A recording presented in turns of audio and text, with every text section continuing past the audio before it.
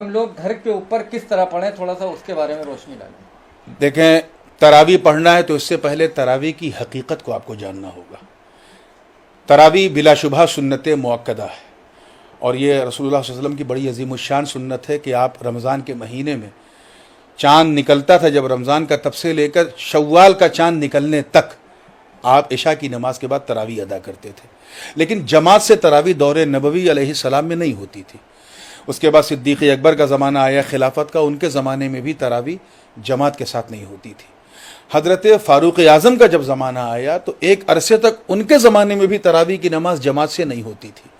ایک دن ایسا ہوا، یہ اسد الغابہ فی معرفت صحابہ کی روایت میں پیش کر رہا ہوں، اور آثار صحابہ میں بھی ملتا ہے کہ حضرت عمر گزر رہے تھے ایک آبادی سے، تو دیکھا کہ مسجد کے اندر جماعت کے ساتھ نماز ہو رہی ہے۔ آپ نے دیکھا کہ اتنی تاخیر سے عشاء ہو رہی ہے، عشاء کا وقت تو لوگ پہلے پڑھ لیتے ہیں۔ تو جب مصلی سے لوگ فارغ ہوئے تو حضرت عمر نے پوچھا کہ بھائی کون سی نماز پڑھ رہے تھے، کیا تھا؟ کہا حضور ہم لوگ تراویح جماعت سے پڑھ رہے تھے۔ تو حضرت عمر ابن خطاب نے کہا کہ نعمت البدعۃ ھذہ، یہ الفاظ تھے کہ یہ بہت اچھی بدعت ہے، یعنی یہ وہ بدعت ہے جس سے شوکت اسلامی میں اضافہ ہوگا۔ بس اسی دن سے تراویح کی نماز جماعت کے ساتھ اس پر اجماع ہو گیا امت کا۔ تو اب مسجد میں ہم اس لیے جاتے ہیں کیونکہ وہاں جماعت کا اہتمام ہے اور جماعت سے نماز پڑھنے کا ثواب زیادہ ہے۔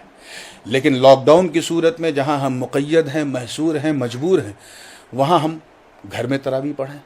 اور یہ یاد رکھیے، تراویح مردوں پر بھی ہے سنت، عورتوں پر بھی ہے۔ مسجد کی وجہ سے ہوتا کیا تھا، مرد تو پڑھتے تھے، عورتیں نہیں پڑھتی تھیں۔